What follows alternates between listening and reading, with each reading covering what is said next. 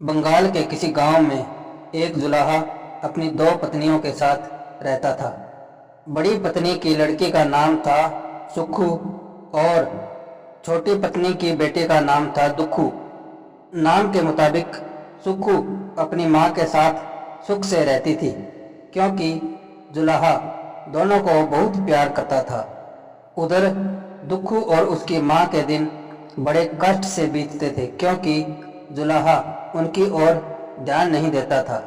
विनम्र और दयालु दोनों माँ बेटी सुबह से शाम तक कोल्हू के बैल की तरह काम पर जुटी रहती, लेकिन दोनों अपने दुखों की किसी से शिकायत न करती। जुलाहे की अचानक मौत के बाद सुक्खू की माँ ने चालाकी से सारी संपत्ति हड़प कर दुखू और उसकी माँ को अलग कर दिया। दिन भर बुने गए कपड़े को बेचकर जो भी पैसा मिलता था, उसी से दोनों माँ बेटी किसी तरह अपना गुजारा कर रही थी, जबकि सुक्खू और उसकी माँ बढ़िया से बढ़िया खा पहन रही थी।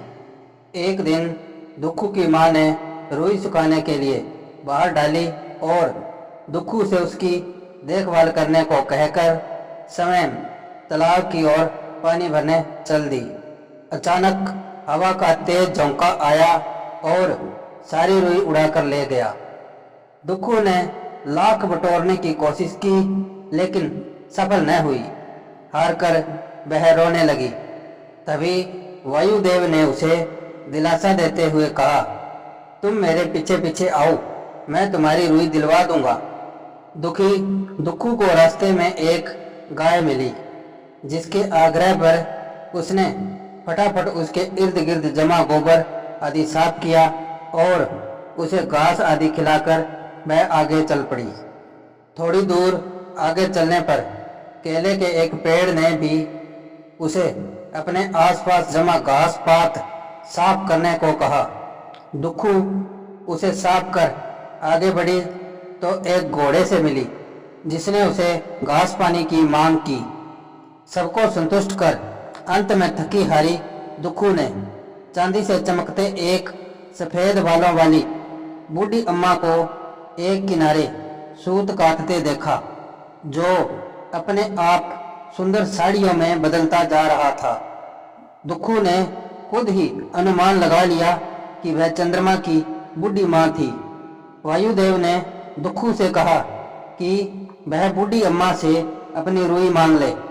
दुखू ने विनम्रता से बूढ़ी अम्मा के पैर छूकर जब अपनी रुई मांगी, तो अम्मा ने उसे आशीर्वाद देकर कहा, पहले नहा धो लो और कुछ खा लो।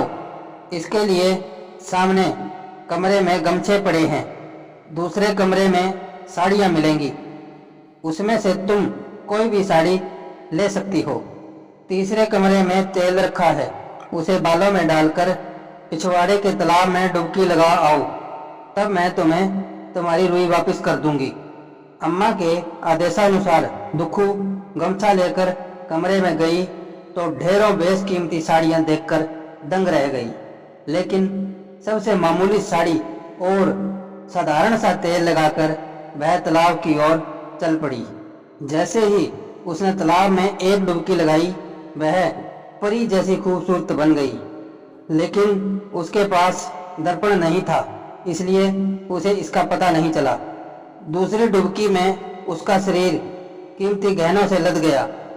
उसने यह चमत्कार देखा तो डर सी गई, अतः तीसरी डुबकी लगाने की उसकी हिम्मत न हुई। इसे भगवान की कृपा समझकर वह बूढ़ी अम्मा के पास चली गई।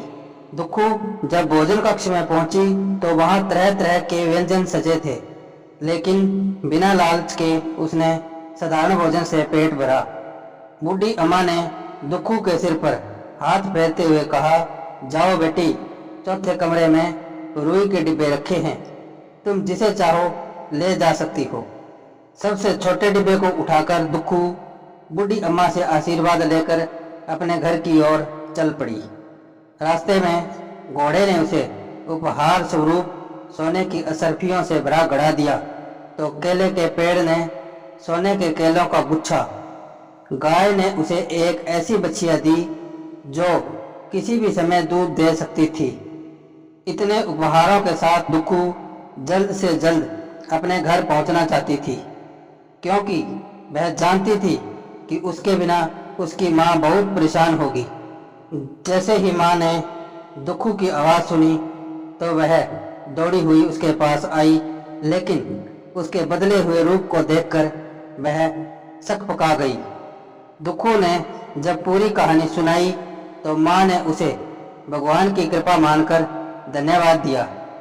दुखू की माँ ने सुखू की माँ से विनम्रता से उपहार बांट लेने को कहा, लेकिन अंदर ही अंदर ईर्ष्या से कूदते हुए उसने लेने से इनकार कर दिया। वहां से अपमानित होकर जब दुखू और उसकी माँ घर आए तो उन्होंने रात में रुई का डिब्बा खोला। खोलते ही एक सुंदर सा राजकुमार बाहर निकला, जिसने दुखू से विवाह कर लिया। वे तीनों सुख से रहने लगे। उधर ईर्ष्यालु सुखू की माँ ने सुखू को बूढ़ी अम्मा के पास भेजने की योजना बनाई और वैसे ही रुई सुखाने के लिए डाल दी। जब वायुदेव ने रुई उड़ाई तो उसने सुखू से अपने पीछे आने को कहा। सुखू तेजी से उसके पीछे चल पड़ी। रास्ते में गाय, घोड़ा, बैल आदि ने सुखू से भी आग्रह किया, लेकिन वह सबको धुतकारते हुए आगे बढ़ती रही। चांदी के घर में पहुंचने पर उसने बूढ़ी अम्मा को बिना प्रणाम किए उपहार और रुई का डिब्बा देने को कहा, लेकिन अम्मा ने धैर्यपूर्वक उसे वही सब करने को कहा जैसे दुखू को कहा था। साड़ी वाले कमरे में पहुंचकर सुखू सबसे कीमती साड़ी और खुशबू का तेल बालों में डालकर एक बड़ा सा दर्पण साथ लेकर तालाब में डुबकियां लगाने चल पड़ी। उसने आंखें मूंदकर फटाफट 3-4 डुबकियां लगा ली, लेकिन यह क्या, जैसे ही सुखू ने अपना रूप निहारने के लिए आंखें खोली और दर्पण देखा तो वह अपनी शक्ल देखकर खुद ही डरकर चिल्ला पड़ी। वह राक्षसी जैसी कुरूप हो गई थी।